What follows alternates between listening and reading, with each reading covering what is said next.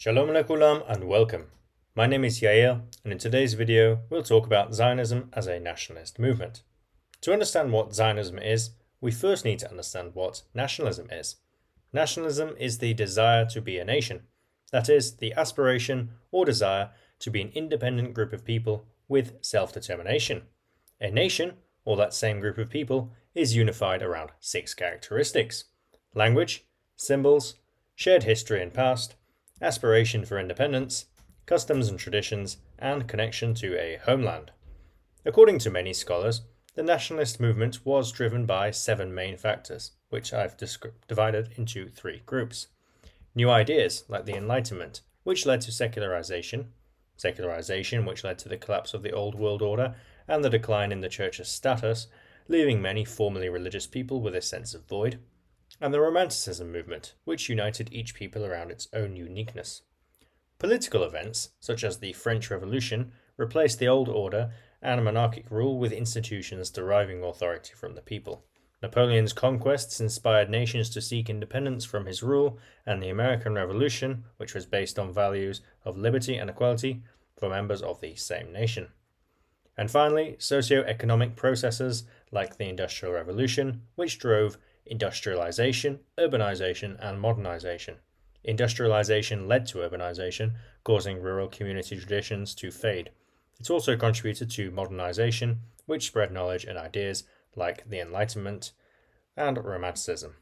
But what about the Jews? Well, Jews were also a part of Europe, and because they were a distinct group of people from the rest of society, they drew much inspiration from their neighbors. This is how Zionism was born. Since Zionism is also a nationalist movement, it too has its own factors. These are typically divided into 2 groups: inspiring events, such as the influence of nationalism and success of nationalist movements in Europe, which inspired many Jews, and the process of secularization and enlightenment amongst Jews themselves, known as the Haskalah. However, there were also some depressing events, such as disappointment with the granting of equal rights, that is, auto-emancipation, that existed in law only, but failed in practice. And also the old anti-Semitism versus modern anti-Semitism, which was gaining momentum.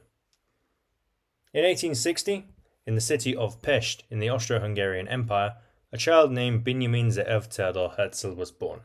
That child grew up, and at the age of 18, in 1878, he moved to Vienna to study law. In 1886, he began writing travel essays for local newspapers, and in 1892, he moved to Paris. In 1894, he covered the Dreyfus affair for the newspaper Neue Freie Presse, an event that changed his views on Judaism. Before covering the affair, Herzl was a secular, assimilated Jew who had no interest in Judaism whatsoever. But after covering it, he concluded that the situation of European Jews was dire, and that they must establish a state of their own. After an unsuccessful approach to Baron Hirsch in 1895, Herzl published his book in 1896, Der Judenstaat, an attempt at a modern solution to the Jewish question. In the book, Herzl identifies 4 major problems. 1. Modern Western anti-Semitism that would continue to grow. 2. Economic and political tensions between Jews and their European neighbors. 3. The Jews as a stateless nation, disorganized and scattered across Europe. And 4. Anti-Semitism as a broader European problem. Pogroms and anti-Semitic incidents destabilized governments, making it a European issue too. So, the solution? According to Herzl, the solution is a charter.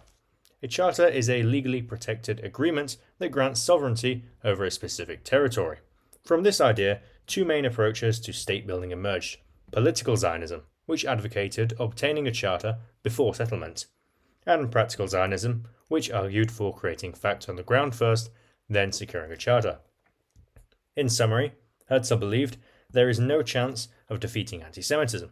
It will continue to grow, and that is something that has only been proven time and time again, even to the modern day. The Jewish state should be liberal, modern, and a welfare state. The nations of the world will help it serves their interests, and stand to benefit. First, a charter, then settlement. The solution is a state, preferably in Eretz Israel itself, and sovereignty must be obtained through an agreement. Immigration and integration are not viable solutions, as auto-emancipation has failed. However, for now, that's all we're going to cover. We will continue with the topic at hand next time. Thank you all very much for watching, and until next time, Toda Rabba ve Yalla Bye.